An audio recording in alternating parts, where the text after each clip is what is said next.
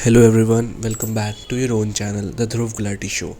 तो गाइस, आज की वीडियो में हम जिस टॉपिक के बारे में बात करने वाले हैं, जिस इन्वेस्टमेंट ऑप्शन को आज की वीडियो में हम कवर करने वाले हैं, वो होने वाला है पीपीएफ। ये आप ऐसा ही इन्वेस्टमेंट ऑप्शन समझ लीजिए जो कि बिल्कुल रिस्क फ्री है। आराम से आपको 7 से 9% का भी इंटरेस्ट दे देगा पर एनम। और इसकी जो आप इन्वेस्ट करेंगे उसके ऊपर आपको लोन भी मिल सकता है, यानी तीन बेनिफिट। और एक और बेनिफिट बताऊं, ये जो जितना भी आप इसमें इन्वेस्ट करेंगे, इन्वेस्टमेंट भी टैक्स फ्री और उसके ऊपर वाला रिटर्न भी टैक्स फ्री। तो है ना ये कमाल का ऑप्शन। तो आज की वीडियो में हम बात करेंगे पीपीएफ को, पब्लिक प्रोविडेंट फंड को, ए टू जी सारा एकदम खुल के समझेंगे। तो स्टार्ट करते हैं आज का अमेजिंग सा वीडियो।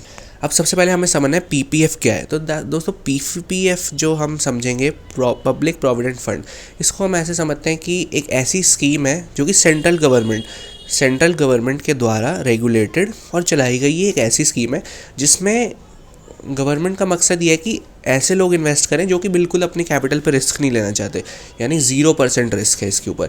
यानी आप जितना भी इन्वेस्ट करेंगे इसमें अमाउंट, उस पर 1% भी रिस्क नहीं देना आपको, क्योंकि रिस्क लगेगा ही नहीं इस पर, क्योंकि सेंट्रल गवर्नमेंट द्वारा ये पूरी स्कीम रेगुलेटेड है। प्लस आपको 7 से 9% तक का इंटरेस्ट मिलता है।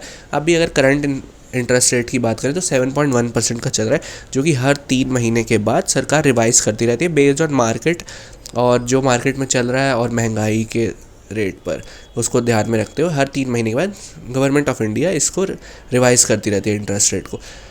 अब जो सवाल आता है कि पीपीएफ में इन्वेस्ट कैसे करना है, तो दोस्तों पीपीएफ में इन्वेस्ट करने के लिए आपको एक पीपीएफ अकाउंट चाहिए होता है, जो कि आप अपना किसी भी बैंक अकाउंट में जाके अपना आराम से पीपीएफ अकाउंट खुलवा सकते हैं। अब सवाल आता है कि कितना इसमें इन्वेस्ट कर सकते हैं। तो इसमें आप एक साल में 500 रुपये मिनिमम और 1.5 लाख रुपये मैक्सिमम इन्वेस्ट कर सकते हैं। आप 1.5 लाख से ऊपर और 500 रुपये से कम इसमें इन्वेस्ट नहीं कर सकते। लेकिन अगर आपने एक साल में 500 रुपये नहीं इन्वेस्ट करे मिनिमम, तो क्या होगा, उसके बाद आपका पीपीएफ अकाउंट बंद हो जाएगा, डीएक्टिवेट हो जाएगा, जिसको आपको दोबारा स्टार्ट करने के लिए हर साल 50 रुपये का फ़ाइन देना पड़ेगा।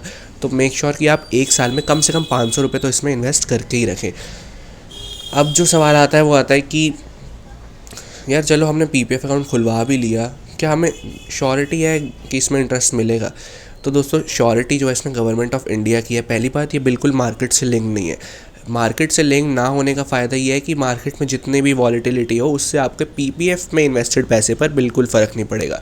लेकिन इसमें जो एक सवाल आता है, ये एफडी से कैसे बेटर है, क्योंकि पीपीएफ में भी 15 साल का लॉक इन पीरियड होता है। यानी अगर एक बार आपने पैसा इन्वेस्ट कर दिया तो आप 15 साल से पहले उस पैसे को निकाल नहीं सकते।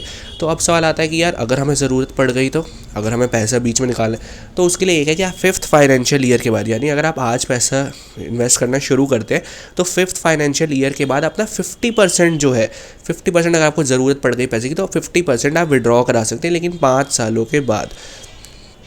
अब एक और जो बेनिफिट है वो है कि इस पर आपको टैक्स नहीं देना। ये जो है सेक्शन 80C जो एक्ट है, उसके अंडर में आपको पीपीएफ में आप जितना भी पैसा इन्वेस्ट करते हैं उस पर आपको 1 रुपया भी टैक्स नहीं देना। प्लस ऊपर से जो उसका इंटरेस्ट मिलेगा उस पर भी आपको बिल्कुल टैक्स नहीं देना।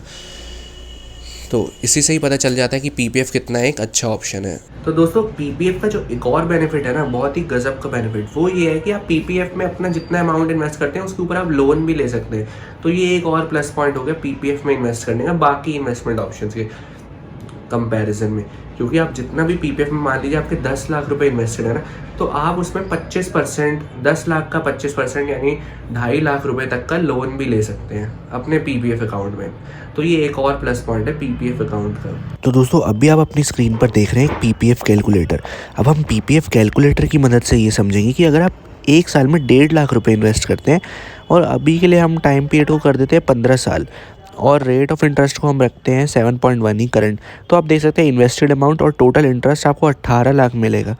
और यहीं पर अगर मैं कुछ टाइम पीरियड को बढ़ा दूं, अब देखिए 1 साल बढ़ाया तो वही जो 18 लाख था वो 21 लाख हो गया। अगर मैंने एक और साल बढ़ाया तो वही जो 21 लाख था वो 24 लाख हो गया। तो ये होती है कंपाउंडिंग की पावर। तो आप ये पीपीएफ कैलकुलेटर खुद भी यूज़ कर सकते हैं। तो यही देखिए, अगर हमने 20 लाख कर दिया तो 36 लाख का इंटरेस्ट हो गया। तो आई होप गाइस आपको पीपीएफ का एक थोड़ा एग्जांपल लग गया होगा कि पीपीएफ में इन्वेस्ट करना चाहिए या नहीं। अगर आपको आज की वीडियो पसंद आई, एक short and crisp video PPF के ऊपर, तो make sure you like this video and don't forget to share this video with your friends and family. I will see you guys in the next video. Till then, bye.